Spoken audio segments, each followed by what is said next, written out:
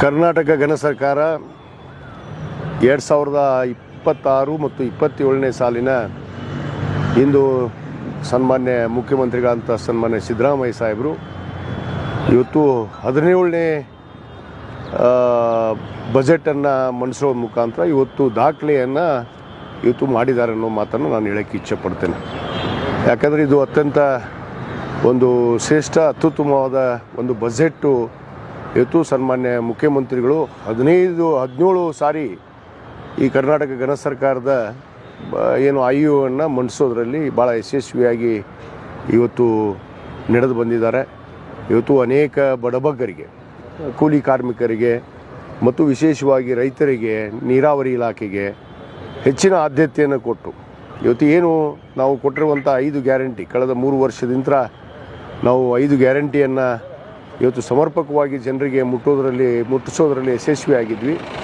ಆ ಒಂದು ಮುಂದುವರಿಕೆಯನ್ನು ಇವತ್ತೇನು 3 ವರ್ಷ ಕಳೆದರೂ ಕೂಡ ಆ ವರಿಕೆಯನ್ನು ಮಾಡುವಂಥ ಕೆಲಸ ಈಗಾಗಲೇ ಆಗಿದೆ. ಮತ್ತು ಅನೇಕ ಇವತ್ತು ನಮ್ಮ ಮತಕ್ಷೇತ್ರದಲ್ಲಿ ನೀರಾವರಿ ಇಲಾಖೆಯಿಂದ, ಸಣ್ಣ ನೀರಾವರಿ ಇಲಾಖೆ ಇರ್ಬೋದು, ಇವತ್ತು ನಮ್ಮ ಏನು ಜಲಸಂಪನ್ಮೂಲ ಇಲಾಖೆಯಿಂದ ಅನೇಕ ಕೆರೆಗಳನ್ನು ತುಂಬಿಸುವಂಥ ಅಭಿವೃದ್ಧಿ ಕೆಲಸ ಆಗ್ತಾಯಿದೆ.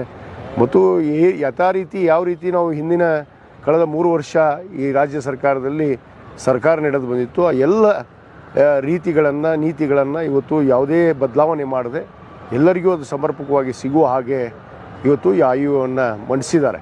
ಅದರಲ್ಲಿ ನಮ್ಮ ಮತಕ್ಷೇತ್ರಕ್ಕೆ ಬಂದರೆ ಮುಖ್ಯವಾಗಿ ಬಹುಬೇಡಿಕೆಯಾದ ನಂದವಾಡಿಗೆ ಏತ ನೀರಾವರಿಯನ್ನು ನಾವು ಹಲವಾರು ಬಾರಿ ಮನವಿ ಮಾಡಿಕೊಂಡಿದ್ವಿ. ಅದಕ್ಕೆ ಮಾನ್ಯ ಮುಖ್ಯಮಂತ್ರಿಗಳು ಇವತ್ತು IUದಲ್ಲಿ ಏನು ಸಂಪೂರ್ಣವಾಗಿ ಆ ನಂದವಾಡಿಗೆ ಏತ ನೀರಾವರಿಯನ್ನು ಯೋಜನೆಯನ್ನು ಮುಗಿಸುವಂಥ ಒಂದು ಯೋಜನೆಯನ್ನು ಇವತ್ತು ಭರವಸೆಯನ್ನು ಕೊಟ್ಟಿದ್ದಾರೆ. ಆ ಯೋಜನೆ ಕೂಡ ಖಂಡಿತವಾಗಿ ಮುಗಿಯುತ್ತೆ ಅನ್ನೋ ಒಂದು ಮಾತನ್ನು ನಮ್ಮ ಕ್ಷೇತ್ರದ ರೈತರಿಗೆ, ಏನು ವಂಚಿತ ಆದಂಥ ಹಳ್ಳಿಗಳಿಗೆ ಇವತ್ತು ಹೇಳೋಕ್ಕೆ ಇಚ್ಛೆಪಡ್ತೇನೆ.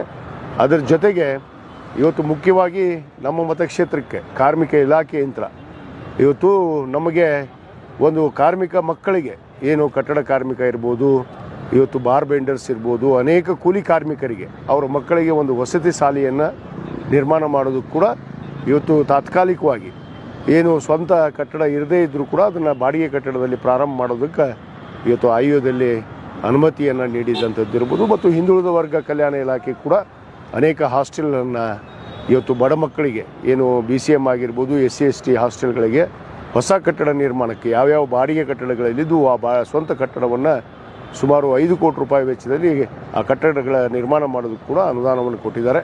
ಒಟ್ಟಾರೆ ಇದು ಒಂದು ಬಜೆಟ್ಟು ಇತಿಹಾಸವನ್ನು ದಾಖಲೆ ಮಾಡುವಂಥ ಬಜೆಟ್ಟು. ಮತ್ತು ಇತಿಹಾಸವನ್ನು ಸನ್ಮಾನ್ಯ ಮುಖ್ಯಮಂತ್ರಿಗಳಂತ ಸಿದ್ದರಾಮಯ್ಯನವರು 17 ಬಜೆಟನ್ನು ಇವತ್ತು ಮಂಡಿಸೋದ್ರ ಮುಖಾಂತರ ಈ ದೇಶದಲ್ಲೇ ಒಬ್ಬ ಆರ್ಥಿಕ ತಜ್ಞನಾಗಿ, ಒಬ್ಬ ಆರ್ಥಿಕ ಇವತ್ತು ಏನು ಪಟುವಾಗಿ ಇವತ್ತು ಹೊರಹೊಮ್ಮಿದ್ದಾರೆ.